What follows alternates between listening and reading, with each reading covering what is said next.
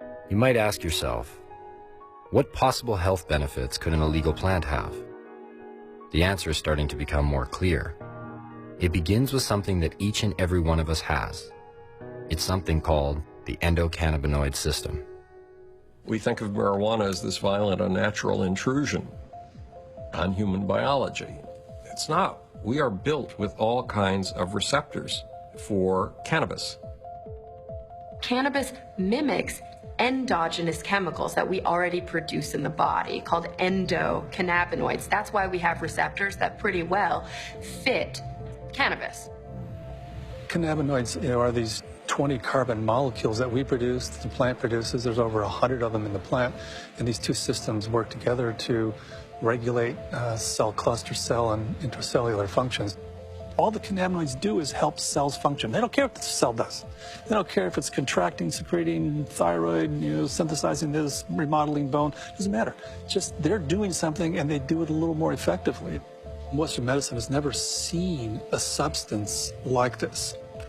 We like single drug, single function, and you come along with a molecule that may have an interface inside of every cell and help it function more effectively, and really it's a hard one to imagine. People who say there is no established medical use of marijuana simply don't know what they're talking about. It's so versatile.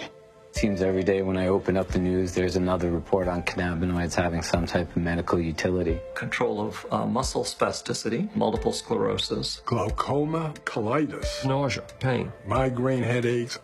There are hundreds of reasons that people find marijuana useful.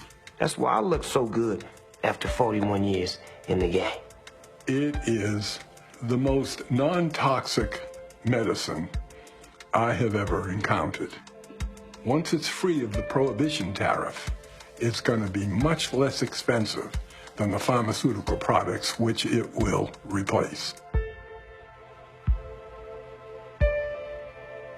Think of a strain as a little chemistry lab, an organic chemistry lab, because what's happening is Mother Nature is creating her own cannabinoid profile. For instance, you could smoke a variety or use a variety that would help you with your headache, or I could use a variety that might help me with my back pain. If an AIDS patient comes in and they have problems eating or they can't sleep, okay, you can't eat, you can't sleep, you know for sure the indica is going to put you down. It's going to relax you 100%. It's going to give you appetite. And you don't want to give him a sativa because you give him a sativa, he's going to be up thinking all night. So it's about genes. It is about this kind of character of plant can do this and this kind of plant can do that. It's very important to keep these gene marks, the original ones. It could be the medicine that we need.